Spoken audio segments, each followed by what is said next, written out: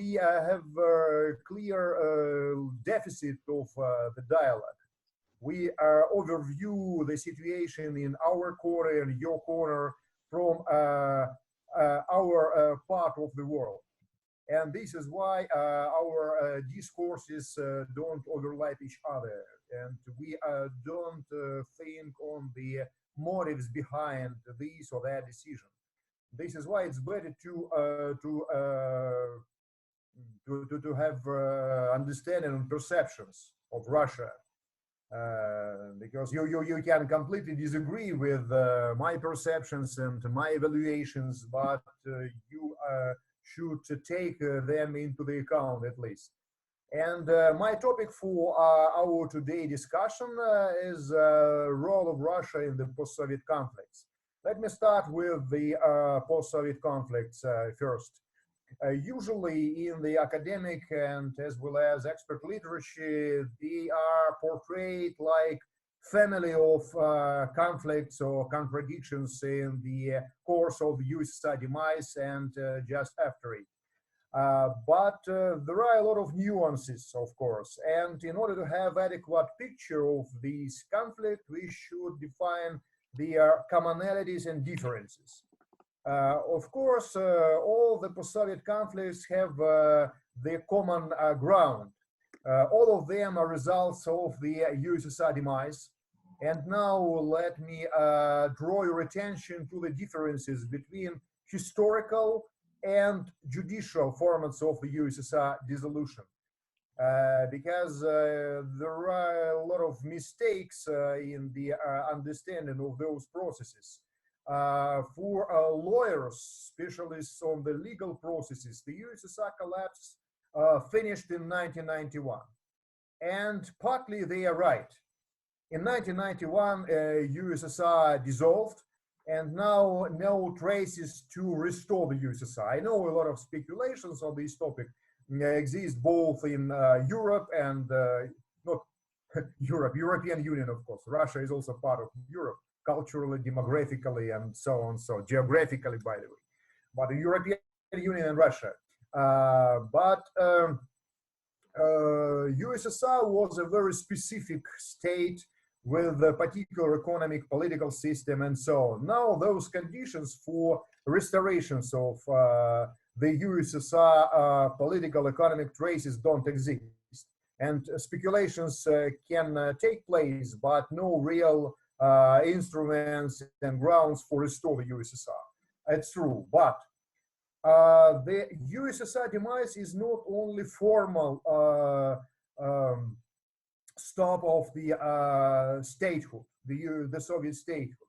It's a historical process because instead of the USSR, new independent countries appeared, and the top priority for them was constructing of their national identities after the USSR.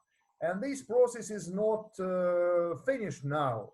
Let's see on Ukraine, Georgia, and ask question on Crimea or Abkhazia.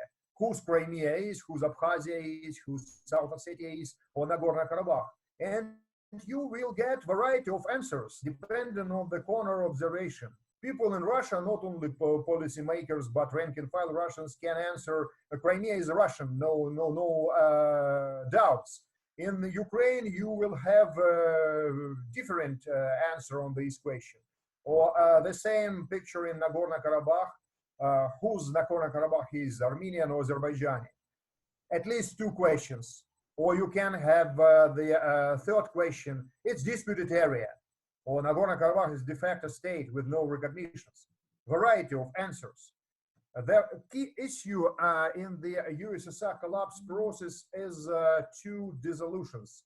The first one is dissolution of the statehood, USSR statehood properly, and the other one is the problem of crisis and erosion of the Yalta-Potsdam world established after 1945, crisis of international norms, laws, and so on.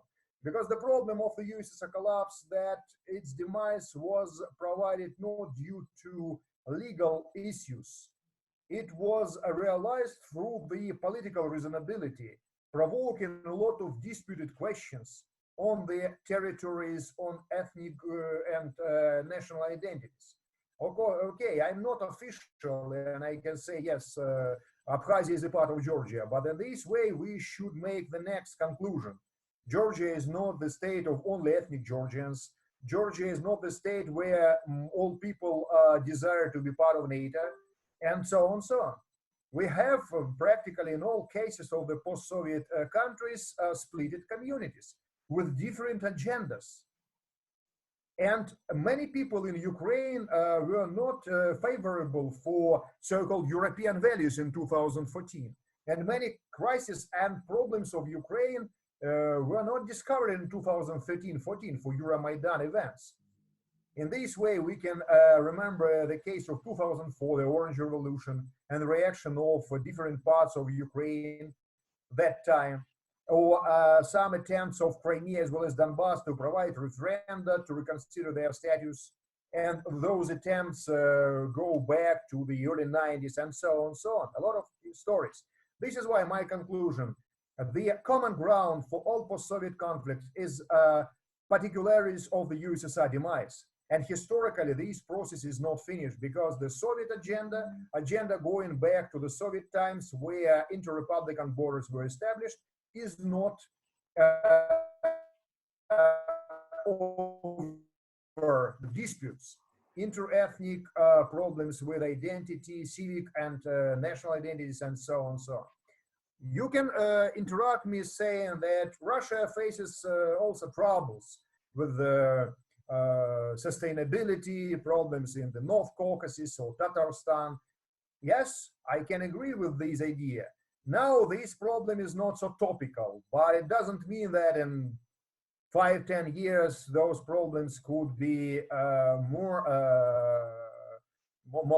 topical or more problematic and so on and so on. Russia also had a lot of common problems with Ukraine, Georgia, or Azerbaijan, because it was easy to say, guys, stop, now we are not parts of the USSR, now we are newly independent countries. Yes, proclamation was so easy, but it's harder to transform this identity to the national state, which could be treated as legitimate for minorities like Abkhaz people in Georgia, or Ossetians, or Armenians in Azerbaijan, or Chechens, Tatars in Russia, or Poles in Lithuania, and so on and so on. This is why we are now in the process of the continuation of this demise or transfiguration of the legacy of the Soviet times. It's a common ground. But at the same time, we see a lot of differences in the genesis of our conflicts. They are different in terms of intensity. It's a kind of conventional wisdom to say about frozen conflicts, but they're not quite frozen. Let's see on the conflict in Donbass.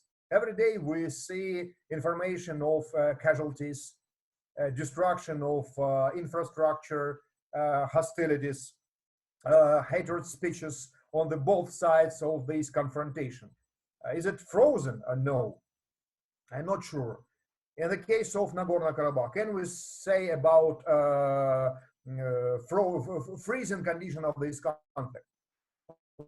Let's see on the recent situation with the coronavirus. Now it's topic number one everywhere, in Russia, China, United States. But even despite of coronavirus, Armenians and Azeris attacked each other. And we see the splash of hostility in the late March of 2020. Why? The Nagorno-Karabakh de facto authorities were going to provide electoral campaigns. And Azerbaijan, of course, was not interested to observe the situation with limited capabilities to stop it. But they try to provoke a bit the situation and so on and so on. Even in spite of coronavirus, let's see on Donbass, splash of hostilities near Gorlovka, small town in the Donetsk region, also were registered in the late March, early April. In spite of coronavirus, coronavirus is not obstacle for this hostility. In the case of Abkhazia, South Ossetia, we cannot see the ongoing armed confrontation, like in the cases of Donbass and Nagorno-Karabakh. But at the same time, we see two parallel discourses. For Russia, Abkhazia and South Ossetia are independent countries, and we have embassies in those areas, and vice versa, the embassies in Moscow. But for Georgia, they are occupied areas. And the allies of Georgia, especially in the United States, support this viewpoint. The most countries of European Union don't treat this situation like Russian occupation, but at the same time, they insist on the territorial integrity of Georgia. Germany, Austria, France, the Netherlands follow this concept, not judging Russia for occupation, but judging Russia for violation of territorial integrity of Georgia. It's, how to say, softer forms of judgment of Russia. It's not crucial in our relations right now, especially on the Ukrainians' background, but nevertheless. Let's see on Transnistria. No ongoing armed confrontation, and even the two conflicting sides discuss the opportunities how to reconcile, to have business contacts in spite of absence of resolution of the conflict. But nevertheless, we see a lot of attempts on the Moldovan side to reconsider economic conditions, like denial of neutral passport idea or special demands to have Moldova not neutral car number for orders in the Transnistrian territory, and so on, so on. Some attempts to change the economic conditions, not military format, but nevertheless, attempts to change the status quo. This is why Chisinau judges Russian peacekeepers like occupants and so on, so on. This is why it's not complete freeze of all the conflicts, but they are different in terms of intensity. The two conflicts, at least Nagorno-Karabakh and Donbass, are not intensive like full-scale armed confrontation, low intensity comparing with the full-scale war, but nevertheless, in the case of Transnistria, South Ossetia, Abkhazia, we don't see armed confrontation. This is why one point of differences is level of intensity. The other point is role of ethnicity. It's different. And the Nagorno-Karabakh is a crucial question, as well as for Abkhazia, South Ossetia. Question of demography, question of even physical existence. In terms of physical existence of ethnic groups is on the table for the open discussion. In the case of Transnistria and Donbass, ethnicity is not so important. And we see ethnic Moldovans on the Transnistrian side who defend the ideas of Transnistrian particularity. We see ethnic Ukrainians on the People's Republics in Donbass, as well as ethnic Russians on the Kiev's side, and so on, so on. The problem there is not ethnic, it's about vision of the future of the state, like pro-European Union or friendly for Russia or Eurasian-centric. It's about identity. Can people in Ukraine focus on ethnicity or language ideas, or Ukrainian identity like flexible, combining two languages and so on. It's about perspectives of civic identities, foreign policy choice of the country, and so on, so on. In the case of Moldova, we see also split of a so-called titular elite. Moldovan elite is also split because even now, the question of the identity of the Moldovan elite is not over. Part of it, led by President Igor Dodon, consider themselves like ethnic Moldovans, not Romanians. But his opponents like Maya Sandu or pro-European parties treat themselves like Romanians, and they treat Romanian ethnicity like split between Chisinau and Bucharest. It's a problem also because the titular elite is split, and the question of its identity is not finished. In the case of Georgia, we don't see any arguments, disputes on this topic. No matter Ivanishvili or Saakashvili they don't dispute on their background. They are Georgians or Migralians, for example, or splitted Kartvelian identity or something else. They are absolutely sure they are Georgians. The same is with Azerbaijan. In the case of Moldova, it's different. This is why different identity issues. In all those conflicts, we see different role of external actors. For example, Georgia treats Russia like occupant, no doubts, and it's kind of consensus for all political parties. And Saakashvili, Ivanishvili can hate each other, but they are united in their vision of Abkhazia and South Ossetia. But Armenia and Azerbaijan, contradicting each other, conflicting each other, treat Russia like one of the best guarantors in the peacekeeping process. And both leaders, Nikol Pashinyan as well as Ilham Aliyev, share the common positive evaluation of the Victory Day. You know that tomorrow Russia will celebrate the most important holiday in our country, Victory Day of the Nazism. And Armenia, Azerbaijan, both of them share this positive evaluation. Both leaders treat Russia and Vladimir Putin personally positively. And for example, around Abkhazia and South Ossetia, Russia and the West have no consensus. Those points oppose them seriously. But around Nagorno-Karabakh, Russia and United States can cooperate. It's a unique space in Eurasia where countries being engaged in confrontation can cooperate each other. You know that Minsk OSCE group engaged in the peace seeking in Nagorno-Karabakh is co-chaired by Russia, United States, and France. And all countries share the common ground, so-called updated Madrid principles, like basic ideas for the basic steps for the conflict resolution. It's kind of compromise. Transnistria is a more controversial case, but we see 5+2 format where Russia, United States, European Union, OSCE are engaged, and Russia, who recognized independence of Abkhazia and South Ossetia, did not the same in the case of Transnistria. And Russia is also greeted by the Western powers to be part of the negotiation Transnistrian process. Even in the case of Donbass, Russia and the West cooperate. You know that three powers, Germany, France, and Russia, are guarantors of implementation of Minsk Accords. But nevertheless, Russia and the West contradict around the status of Crimea and the degree of the Russian engagement in the Donbass events. For Russia, it's mostly domestic conflict, civil war, but for the West, it's a result of the Russian military intervention, kind of hybrid war, and so on and so on. This is why all conflict have different extent of external actors engagement, different extent of the Russia-West confrontation over those territories. In the Nagorno-Karabakh, it's not the case of this confrontation. In Abkhazia, South Ossetia, Donbass, yes.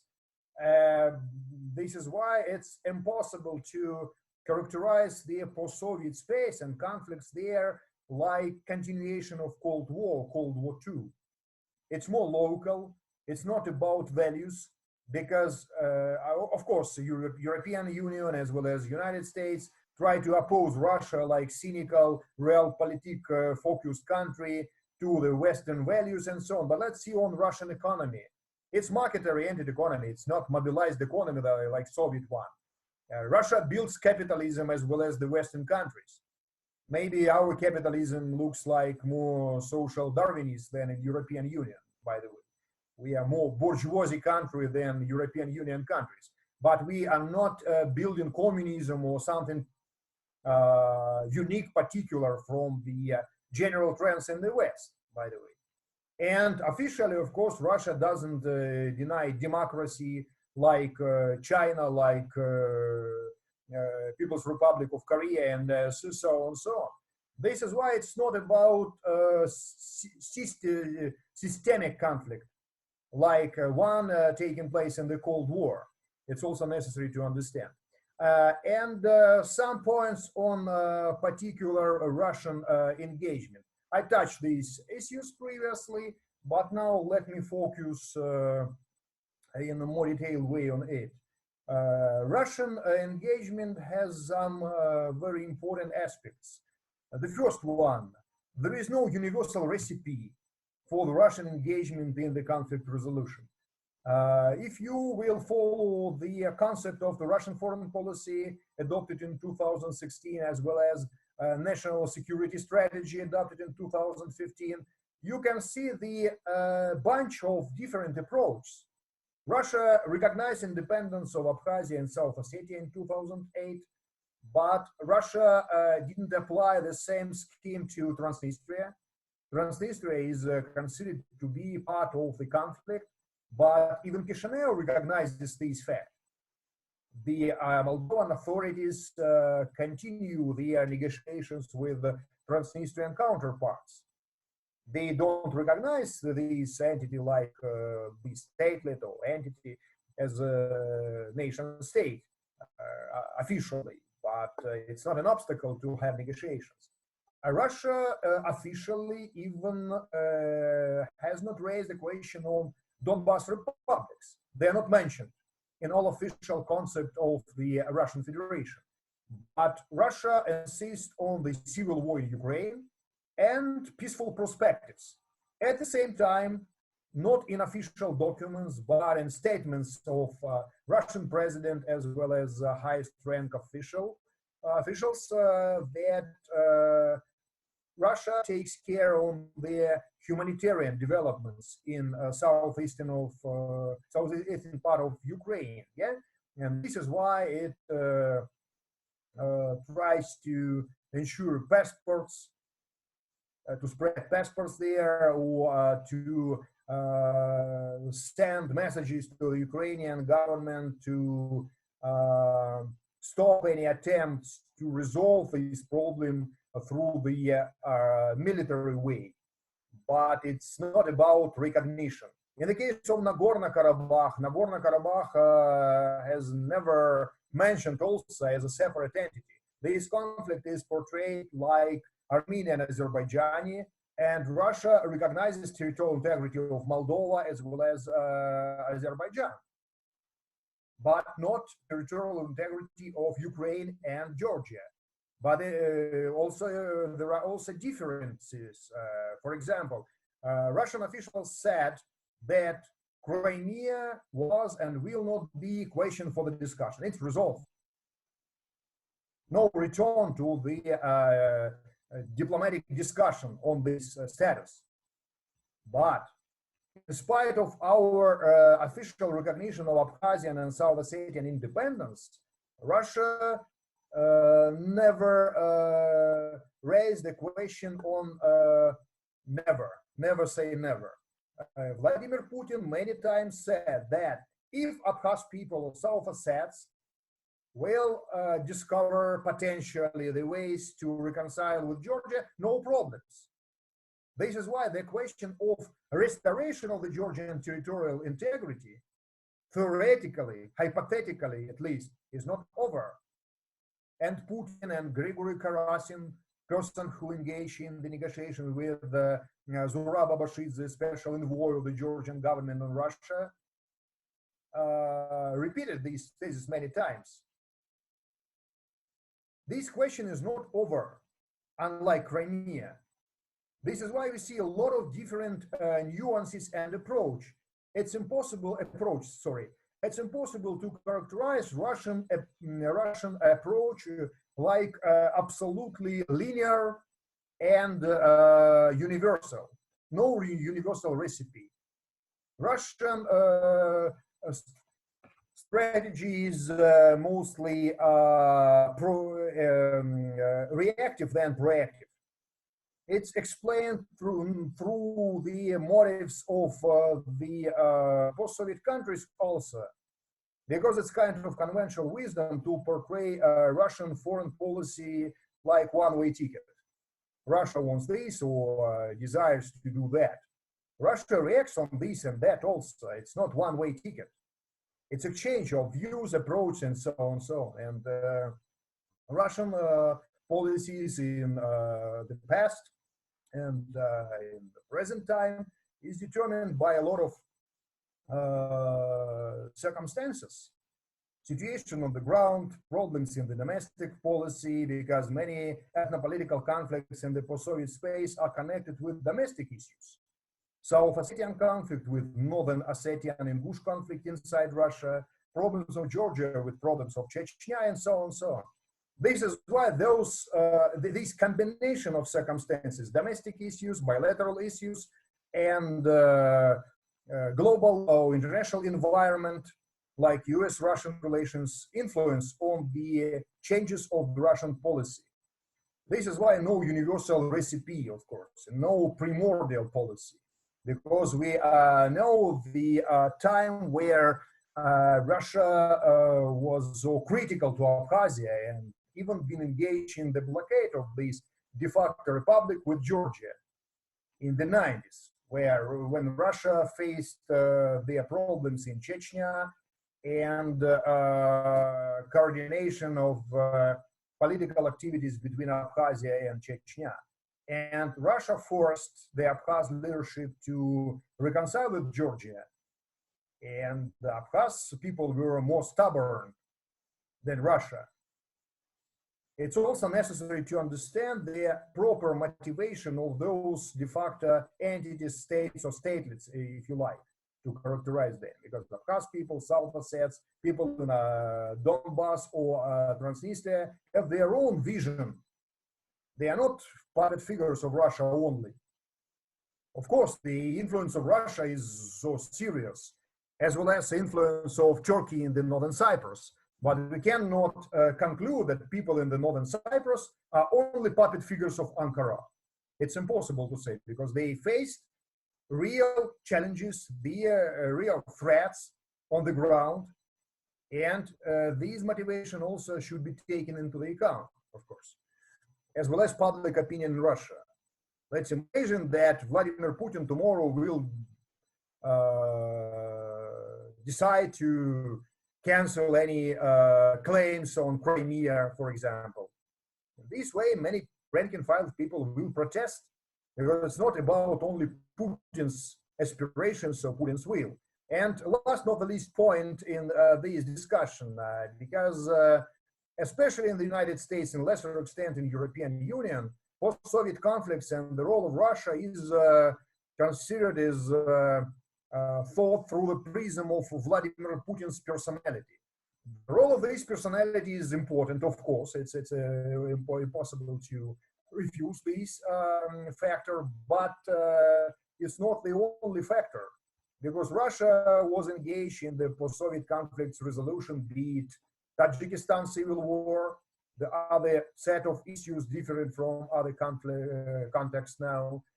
This conflict was stopped, by the way, due to Russia in 1997, when and where Vladimir Putin was not so well-known person. He was rather modest official in the presidential administration that time.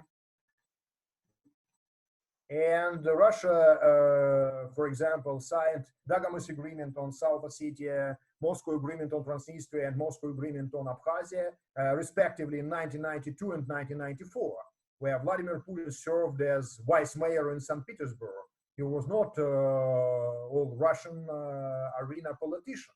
And if Vladimir Putin would fly to the moon tomorrow, I am not sure that Russian interest will decrease after his potential recognition. It's not about one politician. When I stayed in the United States between 2010 2013, I discussed this topic a lot of times with my American colleagues.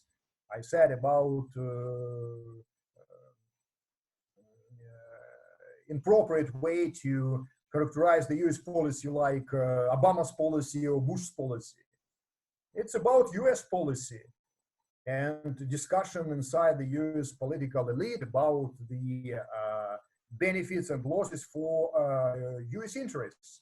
not for one personality, in spite of the significance and importance of this personality. This is why Russian role in the post-Soviet conflict resolution is not about Vladimir Putin, because I am repeating again, many problems are connected with Russian domestic issues, Russian security, like in the case of Crimea, question on deployment of the Black Sea Fleet, and so on and so on. It's not about 1 year or one personality. Those problems are connected with ones of national identity, splitted societies, and so on and so on.